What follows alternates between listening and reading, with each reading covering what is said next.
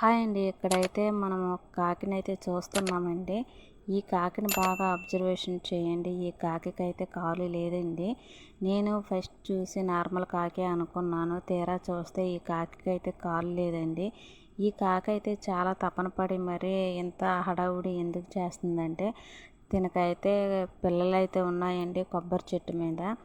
దాని గురించి అయితే ఇదైతే గూడు కడతాకి చాలా తపన పడుతుందండి.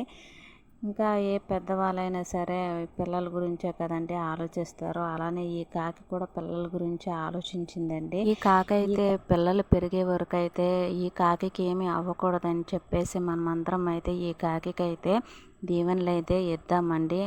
ఈ పిల్లలైతే ఎదిగేంత వరకు ఈ కాకైతే మంచిగా బ్రతకాలని చెప్పేసి ఈ కాకికైతే సబ్స్క్రైబ్ చేసి ఈ కాకికైతే వెల్కమ్ అయితే చెప్తామండి.